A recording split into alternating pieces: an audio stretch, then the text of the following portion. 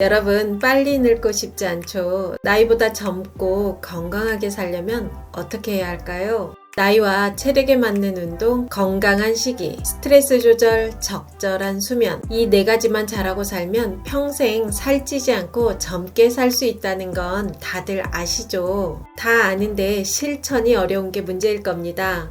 나이보다 젊고 건강해지려면 꼭 버려야 할 것이 있다고 합니다. 이것만 버려도 여러분 신체 나이가 7년은 젊어질 겁니다. 안녕하세요, 오유입니다.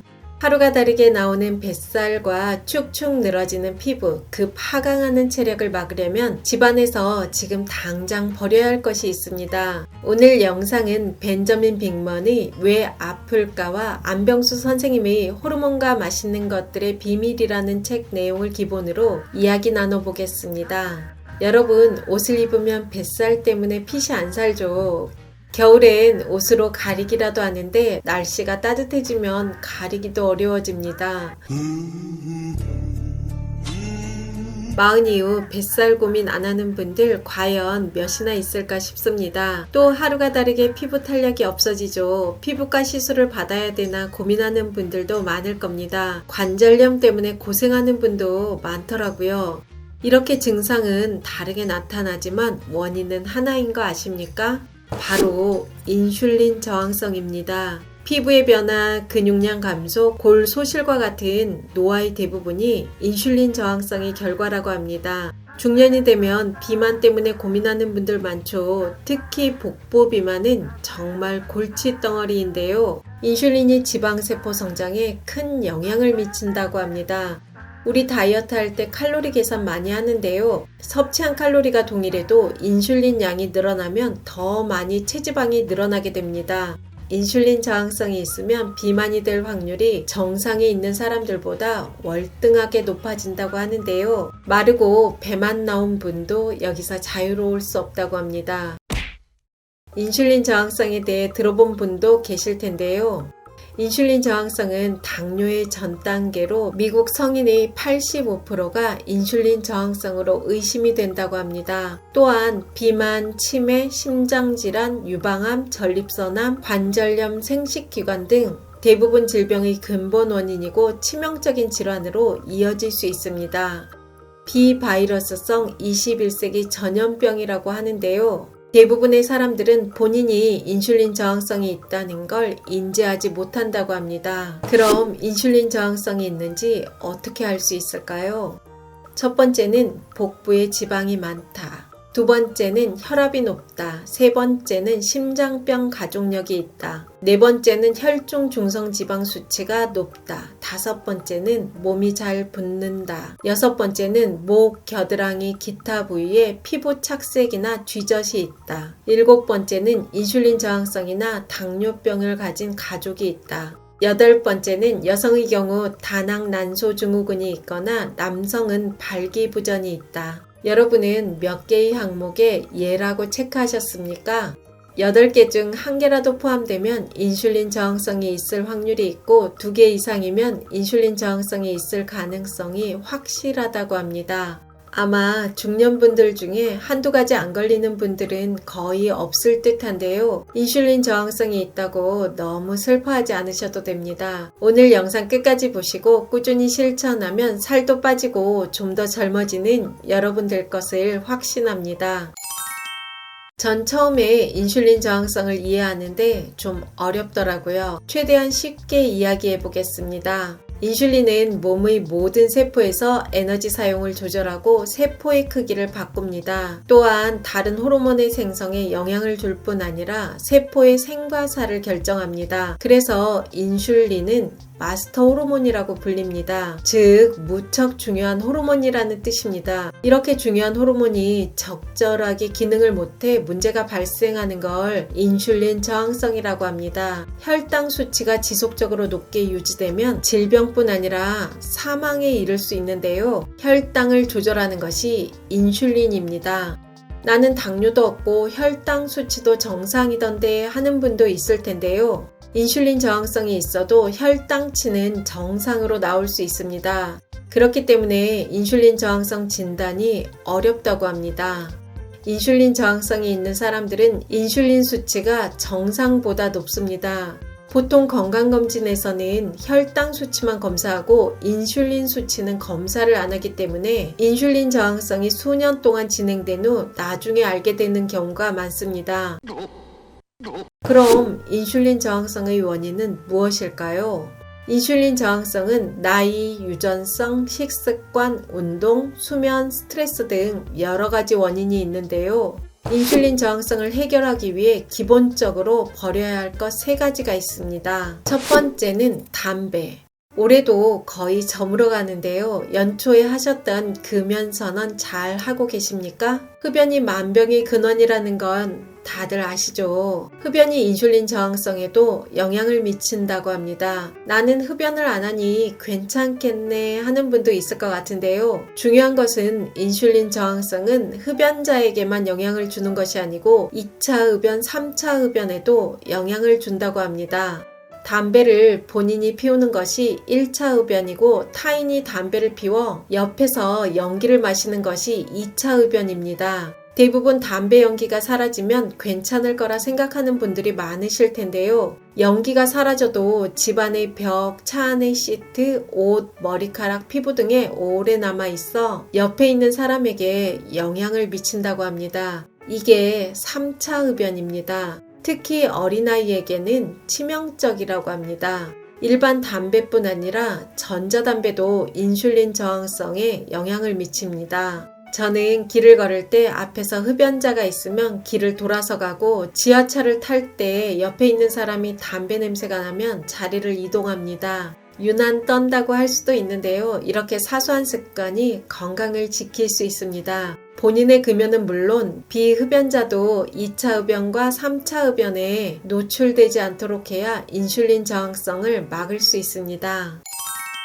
두 번째는 글루탐산 나트륨. 글루탐산 나트륨은 일명 MSG인데요. 모든 음식의 감칠맛을 내는 조미료라는 건 다들 아시죠? MSG 1g은 인슐린 저항성 발생 위험을 14% 높인다고 합니다. 외식할 때 MSG는 당연히 포함되어 있고 대부분의 가공식품에 들어있다고 보면 됩니다. 과자, 빵, 패스트푸드, 가공육, 육가공식품, 절임식품, 음료수 등 MSG가 안 들어간 가공식품을 찾기가 어렵습니다. MSG는 인슐린 저항성과 대사증후군을 일으키는 요인이라고 합니다. MSG에 대한 연구는 정말 다양한데요. 망막을 손상한다는 연구, 당뇨병을 일으키는 연구, 두통과 비만의 원인이 되고 고혈압, 신장결석을 불러온다는 연구도 있습니다. 정서불안을 일으키고 신장을 손상시키고 신생아행동 이상의 원인, 기억력 손상의 원인 등 다양한 연구 결과가 있습니다. 정말 놀랍죠.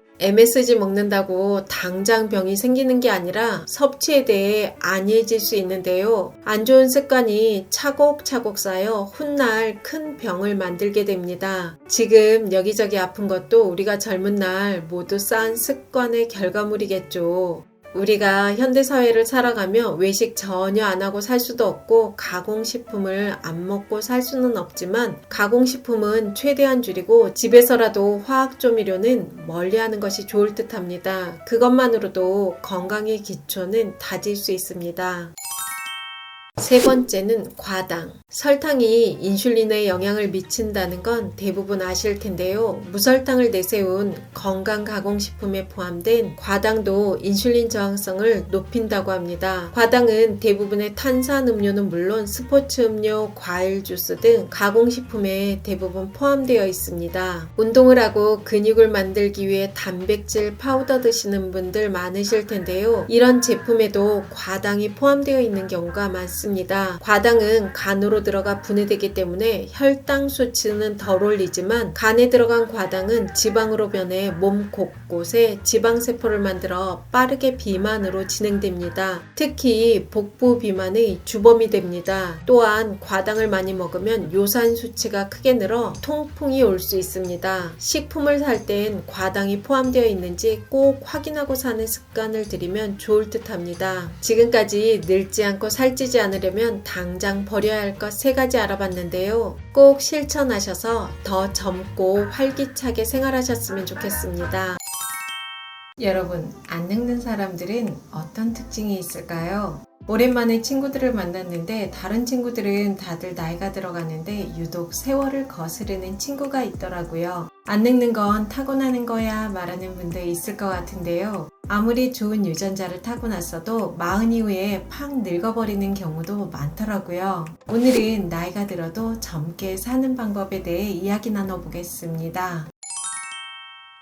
제가 지인들과 이야기를 나누다 보면 하나같이 하는 말이 있는데요. 마음부터 서서히 노화가 시작되고 50부터 본격적인 노화에 접어든다는 이야기를 많이 하더라고요. 50 전후에서 남녀 모두 갱년기가 시작되는데요. 노안이 시작되고 머리숱도 줄어들고 호르몬 때문인지 머릿결도 푸석해집니다. 피부 탄력도 예전 같지 않더라고요. 이렇게 외형적 노화를 겪으며 마음의 우울도 찾아오는 경우가 많은데요. 세월이 빠르다는 걸 느끼며 이제 10년 뒤엔 60, 70이고 나도 할아버지 할머니가 되나? 이러다 늙어가고 죽는 건가 하는 생각도 들죠. 나이가 들고 자신이 늙어가는 것에 우울해지고 불안장애를 겪는 분들도 참 많은데요. 불안장애는 70대가 가장 많이 겪고 그 뒤로 60대, 50대 순이라고 합니다. 중장년들이 불안과 우울장애를 겪는 이유는 첫 번째는 우리나라가 경제성장에 비해 노인복지가 부족하다 보니 신체적 건강은 점점 상실되어 가는데 노년을 스스로 책임져야 하니 더 불안함이 높아진다고 해요. 두 번째는 빠르게 변화하는 사회 분위기를 적응하지 못해서, 세 번째는 자신의 노화를 받아들이는 것이 힘들어서, 네 번째는 노화로 인한 인지기능 저하가 불안을 일으키기도 한다고 합니다. 몸이 늙으면서 마음이 늙고 마음이 늙으면서 몸도 늙는 것 같아요. 어느 것이 먼저라고 할 수 없지만 마음이 건강한 사람은 몸도 건강하고 젊게 사는 것이고 또 몸이 건강한 사람은 마음도 건강하고 젊게 사는 것 같습니다. 20, 30대는 젊다는 것 하나만으로도 충분히 예쁘고 활기차게 살 수 있는데요. 40 이후에 젊게 살려면 노력 없이는 절대 안 된다는 것 경험으로 아실 거예요. 전 70, 80에도 젊고 활기차게 생활하는 분들 보면 정말 존경스럽더라고요. 단순히 외모만 가꾼다고 젊어지는 게 아니고 중년 이후에 젊게 살려면 몸과 마음의 건강은 필수 요소입니다. 다양한 건강 관련 책과 저의 경험을 바탕으로 몸과 마음이 젊게 사는 방법 3가지로 정리해봤습니다. 첫 번째는 적정 체중을 유지하자. 보통 50을 기점으로 배가 나오고 살이 많이 찌는 분들도 있고 근육이 흘러내리며 살이 지나치게 빠져버리는 경우도 있더라고요. 어떤 분은 배만 볼록 나오고 팔다리는 가늘어지는 E티형 몸매가 되기도 하는데요. 적정 체중을 유지하는 것은 중장년 건강의 기본 중의 기본이고 외형적으로 젊어 보이는 최고의 방법이라고 생각해요. 어떤 중년 싱글 여성이 살찐 상태에서 모임에 갔더니 아무도 자신에게 말을 걸어오는 남성이 없었다고 해요. 그래서 독하게 마음먹고 다이어트를 하고 모임에 갔는데요. 체중 감량을 하고 나니 어울리는 옷도 많고 스타일도 살아나서 연하 남자도 말을 걸어왔다고 하더라고요. 누가 적정 체중 유지하는 거 모르나요? 나이 들수록 자꾸 입맛이 좋아지고 살이 찌는 게 문제라고 말하는 분도 있는데요. 맞아요. 그 말 충분히 공감이 갑니다. 나이 들어 젊을 때랑 똑같이 먹으면 배가 나와서 적게 먹으면 기운이 없죠. 그래서 전 간헐적 단식을 하면서 운동을 병행합니다. 간헐적 단식과 운동에 관한 이야기는 다른 영상에서도 이야기해서 더 이상 하지 않을게요. 처음에는 어려워도 지속적으로 하다 보면 수월해지고 건강해지는 자신을 만날 수 있습니다. 여러분, 나이 들수록 젊게 살려면 적정 체중을 유지하는 게 무엇보다 중요하더라고요. 두 번째는 불안을 조절하자. 젊게 살려면 스트레스와 불안을 조절하는 게 정말 중요합니다. 모든 병의 원인은 스트레스라는 거 아시죠? 살아가다 보면 극도의 스트레스 상황에 노출되는 경우도 있는데요. 스트레스 기간을 넘기고 보면 확 늙어 있는 자신을 만나기도 하고 어떤 분은 암에 걸렸다는 분도 있더라고요. 나이가 들어가며 다양한 이유로 스트레스, 우울, 불안을 겪는 분들이 많은데요. 그래서 우울증 약과 수면 유도제를 복용하는 분들도 다수 계시더라고요. 전문가들마다 의견은 조금씩 차이가 있지만 우울증 약과 수면 유도제의 부작용에 대한 연구도 많이 있습니다. 모든 약이 부작용이 있어서 되도록 자연적으로 치료하는 게 가장 좋은 것 같아요. 정신과 의사 앨런 보라가 쓴 내 몸이 불안을 말한다 라는 책에 보면 이런 내용이 있는데요. 불안하면 약 복용하라는 말 많이 하는데 저자는 정신과 약은 만병통치약은 아니고 환자에 따라 효과는 천차만별이라고 합니다. 약을 복용했을 때 즉각적인 효과가 있는 사람도 있고 아무런 효과를 보지 못하는 사람, 약을 중단한 후 금단 현상으로 고생하는 사람도 있다고 해요. 그래서 불안 때문에 힘들다면 단순히 약을 복용할 게 아니고 불안 메커니즘을 이해하는 게 중요합니다.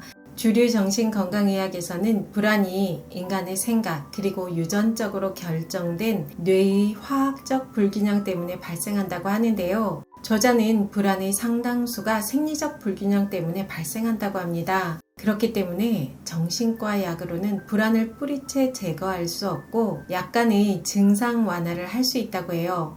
저자는 불안은 단순히 마음의 문제가 아니라 몸 전체의 문제라고 말하는데요. 실제 임상 경험을 통해 불안이 신체 내 불균형에서 비롯된 사례를 다수 경험했다고 해요. 이 부분은 저도 적극 동의하는 부분인데요. 저도 불안은 단순히 마음의 문제가 아니고 몸의 균형이 깨졌을 때 더 심화되는 경우를 많이 경험했습니다. 불면, 배앓이, 초조함, 비관적인 생각 등 우리가 느끼는 감정적, 신체적 불편함은 몸의 스트레스 반응의 결과일 때가 생각보다 많다고 해요. 물론 정신적으로 힘든 일 때문에 불안이 발생할 수도 있지만 당분, 카페인, 핸드폰 등 무심히 했던 행동들이 원인이 될 수 있다는 겁니다. 이렇게 신체적 균형이 깨져서 생기는 불안은 가짜 불안인데요. 이 가짜 불안은 비교적 쉽게 치료가 가능하다고 해요. 이렇게 가짜 불안을 대처하고 치유한 뒤에도 남는 증상, 내면의 목소리가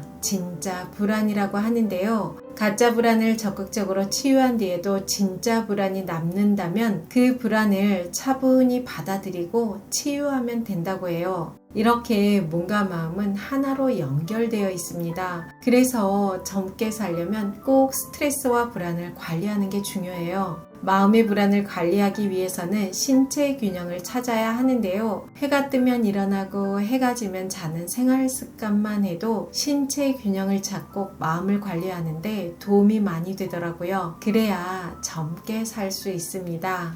세 번째는 사랑하자. 여러분, 50은 어떤 나이일까요? 어떤 분은 아이들도 아직 독립을 안 했고 남편도 챙겨야 하고 연로하신 부모님도 돌봐야 하고 나를 돌볼 시간이 없다고 말하는 분도 있고 또 다른 분은 다 늙어 재미있는 것도 없고 여성성 남성성도 사라져 그냥 노인이 되어간다고 말하는 분도 계시더라고요. 또 어떤 분은 50이 되니 마음의 여유가 생겨 친구들과 여행도 다니고 일도 하고 즐겁게 산다는 분도 계십니다. 같은 50인데 참 다르게 살아가더라고요. 얼마 전 재미있는 기사를 봤는데요. 여성에게 관심이 없는 중년 남성이 그렇지 않은 남성보다 수명이 짧다는 연구 결과가 있더라고요.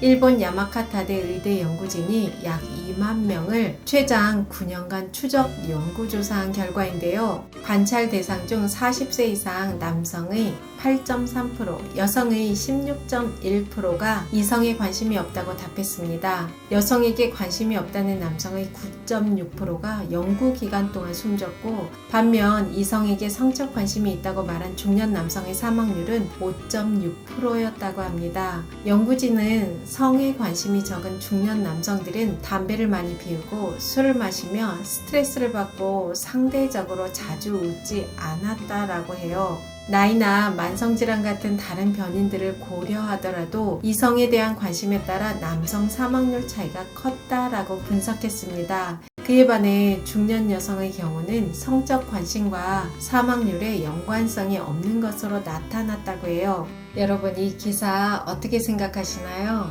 제가 중년 남성의 심리에 관한 영상에서도 이야기했듯이 중년 남성의 성은 삶의 아주 중요한 부분입니다. 몸과 마음의 건강 지표가 되는 것 같아요.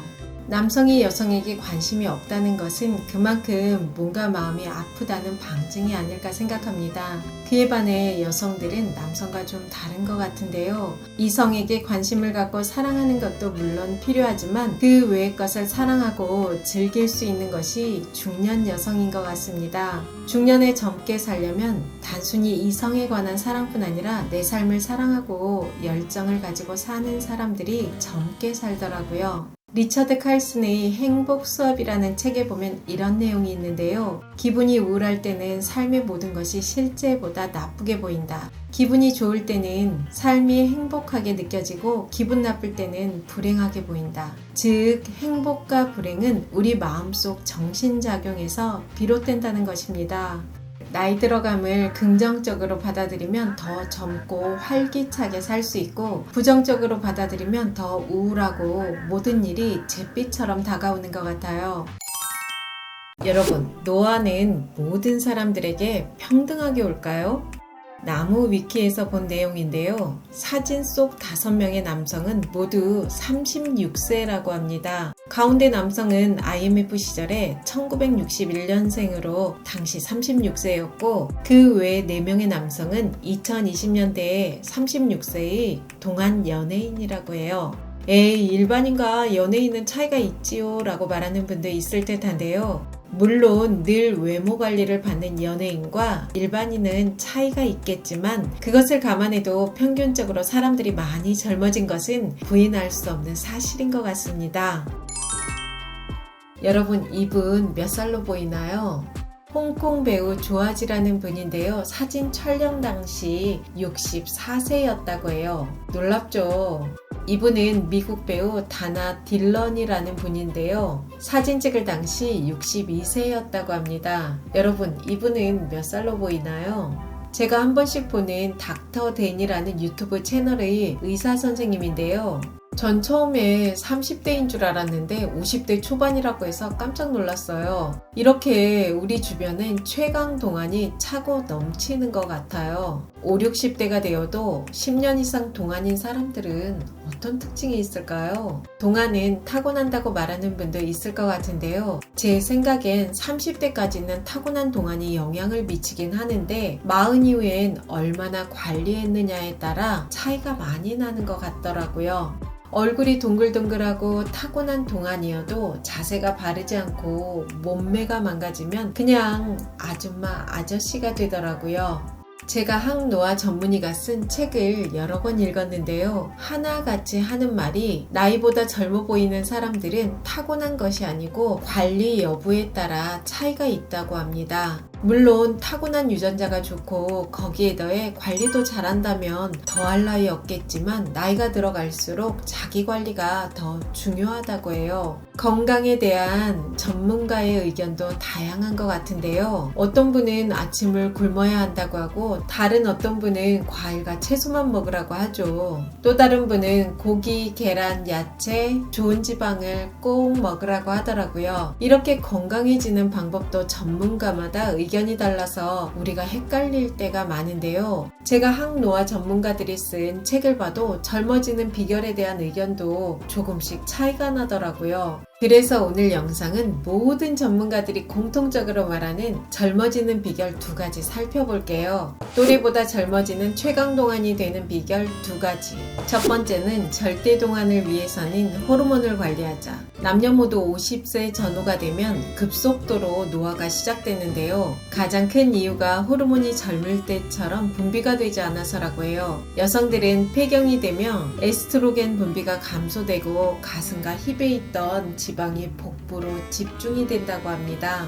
그래서 호르몬을 관리하지 않으면 중년의 몸매가 변화를 하게 되죠. 급속도로 살이 찌거나 근육이 모두 빠져 볼품없이 되더라고요. 가슴과 힙은 줄어들고 복부에 지방이 쌓이고 허리가 실종이 되죠. 이 부분은 많은 분들이 공감하실 거예요. 갱년기가 오면 숙면을 못하고 감정 기복이 심해지기도 하죠. 밤에 잘 못 자면 낮 시간에 생활의 질도 떨어지니 운동을 안 하고 단 음식과 커피를 많이 먹게 됩니다. 이런 악순환 속에 근육은 급속도로 빠지기도 합니다. 나이 들어가며 근육이 빠지고 몸매가 망가지는 과정인데요. 여러분, 근육이 중요하다는 이야기 많이 들어보셨을 거예요.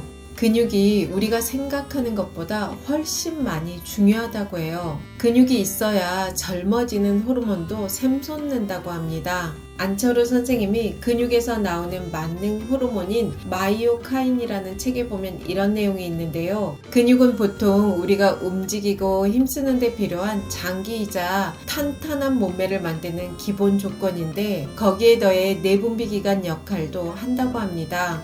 근육 호르몬인 마이오카인은 절대 동안과 중년 건강에 비밀이 있다고 하는데요.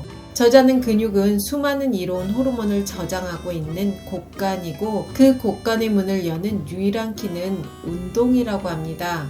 여러분, 우리 걷기는 참 많이 하는데 근력 운동은 소홀할 때가 있죠.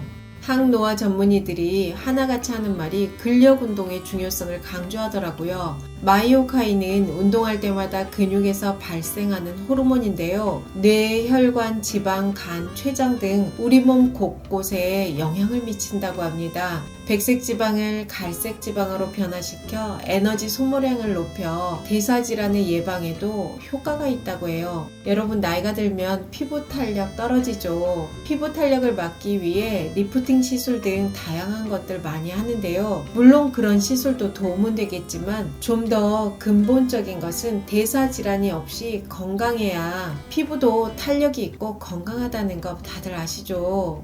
중년이 되면 여러 가지 이유로 부부생활 어렵다고 하는 분들도 많은데요. 운동을 꾸준히 해야 몸속부터 건강하고 성생활도 즐겁게 할 수 있습니다. 정의원 선생님의 당신도 느리게 나이 들 수 있습니다 라는 책에 보면 이런 내용이 있는데요. 걷기만으로는 충분하지 않고 땀이 나고 숨이 약간 찬 정도의 중강도 운동도 필요하다고 해요. 중강도 운동으로는 요가, 수영, 등산, 속보, 자전거 타기, 계단 오르기 등이 있는데요. 최소 일주일에 2시간 30분 정도는 해야 하고 5시간 이상 하면 더 좋다고 합니다. 운동 후에는 근육을 유지하기 위해 단백질 보충을 꼭 해줘야 하는데요. 단백질 보충제보다는 음식을 통한 섭취가 가장 이상적이라고 해요.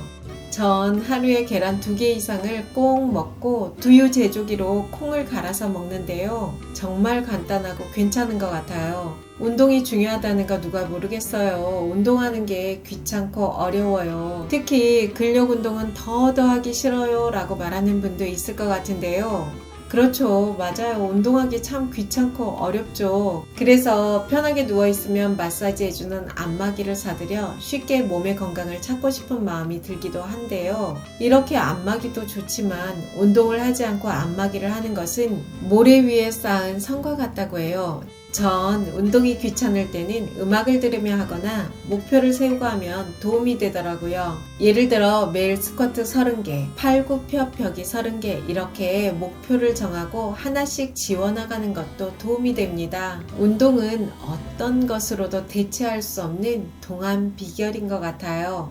두 번째는 늙었다는 말을 하지 말자. 요즘 사람들은 자신이 늙어 보일까봐 걱정을 많이 한다고 해요. 중년들 뿐 아니라 요즘은 20대도 자신이 늙어 보이는지 걱정을 한다고 하는데요. 여러분, 늙지 않고 젊게 살려면 절대 하지 말아야 할 말이 있는데요. 그게 무엇인지 아세요?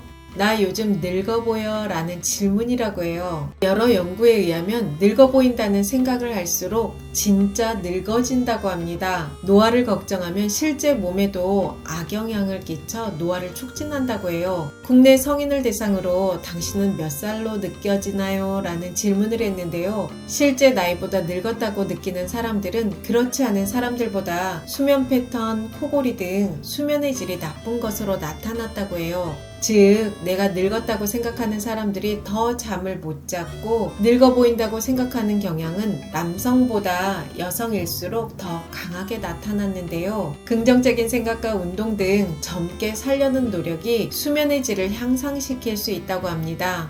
이런 연구 결과는 국내뿐 아니라 세계적인 연구도 많은데요.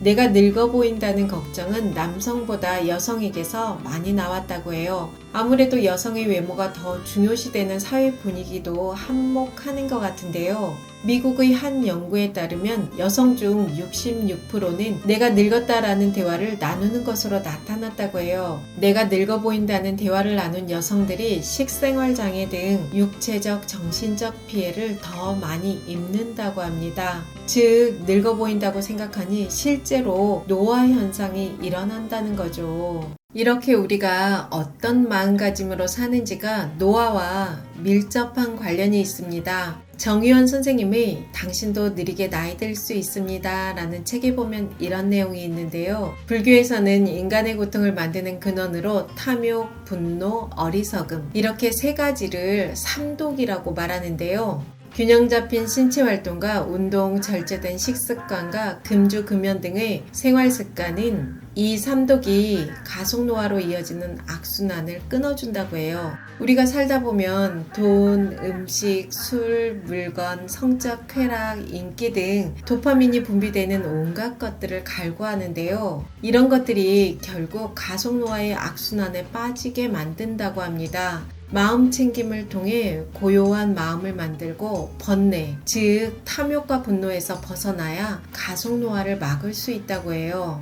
백세 철학자 김영석 교수님은 건강한 노년의 특징은 욕심이 없고 화를 안 내는 것이라고 말씀하셨습니다. 제가 이번 영상을 준비하며 책도 읽고 여러 가지 생각을 많이 했는데요. 욕심을 줄이고 마음이 고요한 상태가 되어야 숙면도 할 수 있고, 숙면을 하면 몸에 해로운 음식을 줄이고 건강한 음식을 먹고 운동도 할 수 있게 되는 것 같아요. 그래야 건강에 이로운 호르몬도 자연스럽게 균형을 찾을 수 있겠죠. 이렇게 건강 선순환을 만들어야 느리게 나이 들 수 있습니다. 여러분과 자유롭고 편안하게 나이 들어가고 싶은 오유입니다. 영상이 도움이 되셨다면 구독, 좋아요, 알림 설정까지 부탁드립니다. 좋은 영상으로 또 만나요.